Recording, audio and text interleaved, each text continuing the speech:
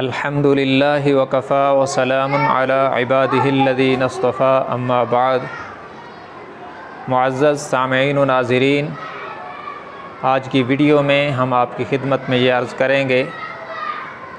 कि एक बार फिर शरपसंदों ने आलम इस्लाम की अज़ीम शख्सियत मुफ्ती मोहम्मद तक़ी उस्मानी मुद्दज़िल्लहुल आली को टारगेट करने की कोशिश की है। इससे कबल भी हज़रत पर इंतहाई मज़बूत कातिलाना हमला हुआ, मगर अल्लाह तबारक व तआला ने हज़रत की हिफाजत फरमाई। बावजूद इसके कि हज़रत के गार्ड उसमें जाम शहादत नोश कर गए, मगर अल्लाह तबारक व तआला ने हज़रत को अपनी कुदरत कामिला के साथ महफूज रखा।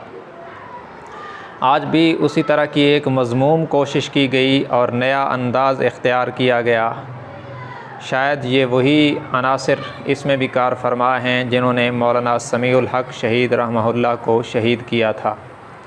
उनके साथ भी ऐसा ही पुरअसरार कारनामा किया गया और कार्रवाई का बिल्कुल तर्ज यही था। ख़ुद मुफ्ती तक़ी उस्मानी साहब मुद्दज़िल्लहुल आली ने जो इस वाक़या की वजाहत फरमाई है, उसके मुताबिक आज सुबह फ़जर की नमाज के बाद एक शख्स आया जिसने आके कहा कि मैंने आपके साथ अलहदगी में कुछ बात करनी है। मुफ्ती साहब फरमाते हैं कि जब मैं उसके साथ अलहदा होने लगा तो उसने अपनी जेब से चाकू निकाल लिया, जिस पर मेरे मुहाफ़िज़ों ने इंतहाई सुरअत का मुज़ाहरा करते हुए उसे पकड़ लिया और वो किसी किस्म की कोई कार्रवाई न कर सका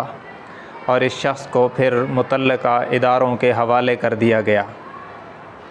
ये वो कार्रवाई है जिसको मुफ्ती तक़ी उस्मानी साहब मुद्दज़िल्लहुल आली ने ख़ुद बयान फरमाया। मगर हैरत की बात यह है कि आज भी बाज़ नाम नहाद न्यूज़ चैनल जो अपने आप को सदाकत का अलमबरदार तो समझते हैं, मगर झूठ बोलने में कोई दरेग नहीं करते। आज वो अपनी न्यूज़ में चला रहे हैं कि मुफ्ती तक़ी उस्मानी साहब के साथ पास एक शख्स आया और उनके गार्डों ने उसकी तलाशी ली तो उसकी जेब में चाकू था, जबकि ख़ुद मुफ्ती तक़ी उस्मानी साहब फरमा रहे हैं कि उसने चाकू निकाला, जिस पर उनके मुहाफ़िज़ों ने उसको पकड़ा और फिर उससे चाकू छीन लिया।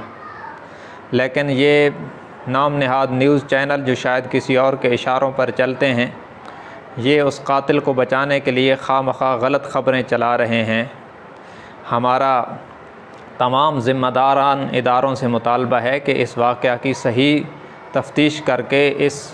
कत्ल के इरादे से आने वाले शख्स को कैफ़र किरदार तक पहुंचाया जाए, क्योंकि मुफ्ती साहब इस वक्त आलमी शख्सियत हैं जो बड़े बड़े आलमी मामलात में उम्मत मुस्लिमा की नुमाइंदगी करते हैं। तो यकीनन इसमें कोई बड़ा मज़बूत साज़िशी हाथ मुलव्वस है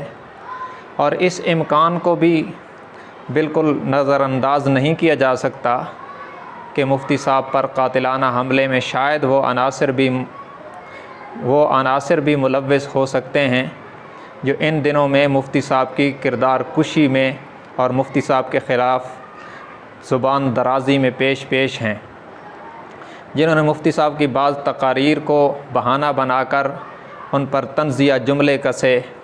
और उनके शेख़ुल इस्लाम के अज़ीम टाइटल पर भी अपने ख़तरनाक लहजे में तंज़ किया गया। उन हाथों के मुलव्वस होने को भी नज़रअंदाज नहीं किया जा सकता, इसलिए कि जो लोग विफ़ाक़ुल मदारिसुल अरबिया पाकिस्तान से जुदा हुए और अपनी वहदत बनाई और उसके दिफ़ा में और उनके इजलासों में विफ़ाक़ुल मदारिस और इनसे मुल्हक़ तमाम उलमाए किराम और आवाम को काफ़िर तक कहते हैं, उनसे कोई बाईद नहीं है कि इस वक्त विफ़ाक़ुल मदारिस को जो चलाने वाली अज़ीम शख्सियात हैं उन पर इस किस्म का हमला भी वो कर सकते हैं।